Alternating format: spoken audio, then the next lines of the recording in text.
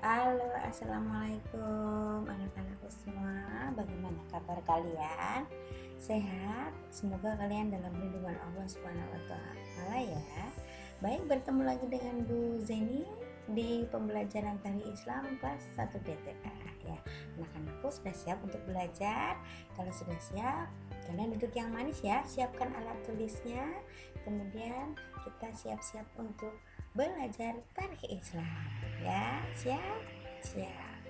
Baik, sebelum kita belajar, marilah kita berdoa terlebih dahulu. Semoga kita dalam belajar mendapatkan ilmu yang bermanfaat. Membaca Al-Fatihah dimulai. Cukup? Siap? Baik, kalau sudah siap, tolong duduk yang manis, dengarkan penjelasan dari guru ya. Kita hari ini akan membahas tentang bab 2, yaitu Isra Mi'raj Nabi Muhammad Sallallahu Alaihi Wasallam. Ya.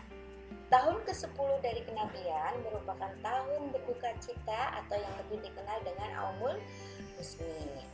Adalah tahun yang sangat menyedihkan bagi Nabi Muhammad Sallallahu Alaihi Wasallam. Kenapa? Karena Nabi di tahun yang sama kehilangan dua orang yang sangat beliau cintai, yaitu Khadijah istrinya dan Abu Thalib pamannya.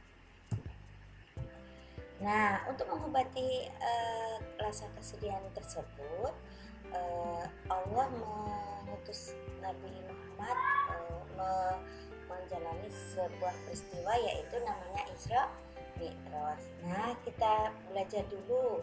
Isra Mi'raj itu terdiri dari dua kata, yaitu Isra dan Mi'raj. Menurut bahasa, Isra artinya perjalanan malam.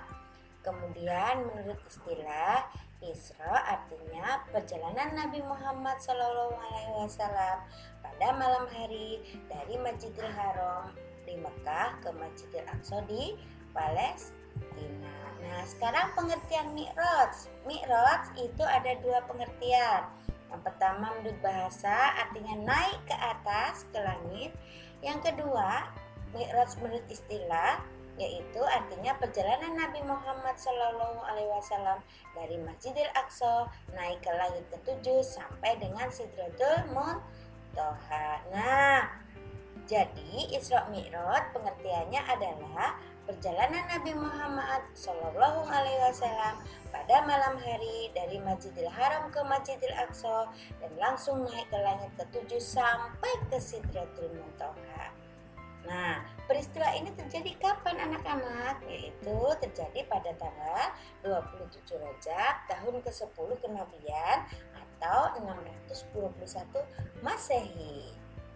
Nah, peristiwa Isra oleh Allah diabadikan dalam surah Al-Isra ayat 1.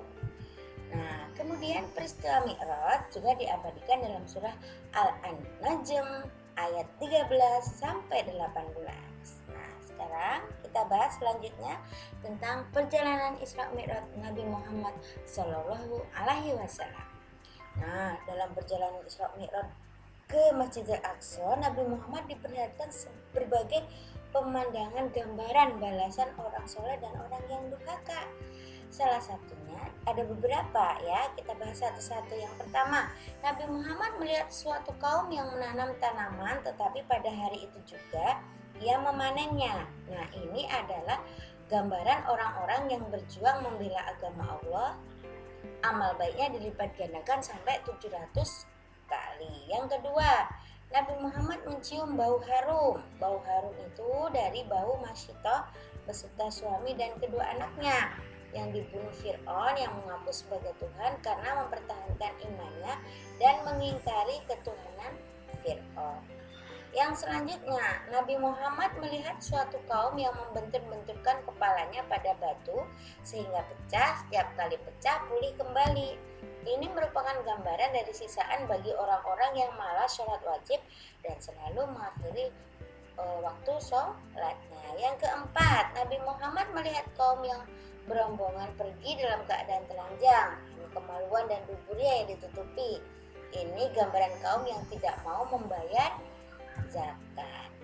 Yang selanjutnya, Nabi Muhammad juga melihat kaum yang mengguntingi lidah mereka sendiri Setiap kali digunting akan kembali seperti semula. Ini gambaran tukang khotbah yang menguatkan apa yang tidak mereka lakukan. Nah, sekarang perjalanan Isra Mi'raj.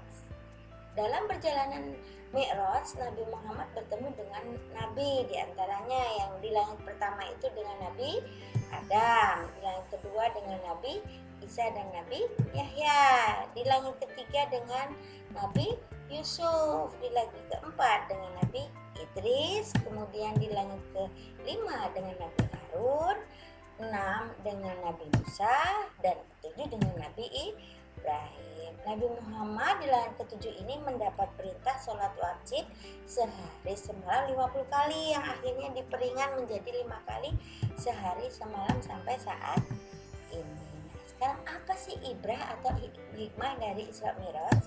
Yang pertama, Allah memperlihatkan kepada Nabi Muhammad tanda-tanda keagungannya agar menjadi pelajaran beliau melalui pemandangan langsung. Kedua, menghilangkan perasaan sedih yang telah menimpa Nabi Muhammad atas wafatnya istri dan paman beliau. Yang ketiga, dengan peristiwa Isra Mi'raj, Allah hendak menguji keimanan kaum muslimin. Siapa di antara mereka yang benar-benar beriman dan siapa yang masih ada keraguan di dalam hatinya atas kenabian dan ajaran yang diajarkan. Baik, pembelajaran dari Islam sampai sini dulu ya. Barangkali ada yang ditanyakan, boleh ke Ibu. Kalau sudah selesai kalian melihat video ini, jangan lupa tulis nama, kelas, kemudian nomor absen di kolom komentar sebagai absen kali ini ya. Terima kasih atas perhatiannya. Tetap semangat belajar, tetap rajin belajar ya. Oke, see you. Assalamualaikum warahmatullahi wabarakatuh.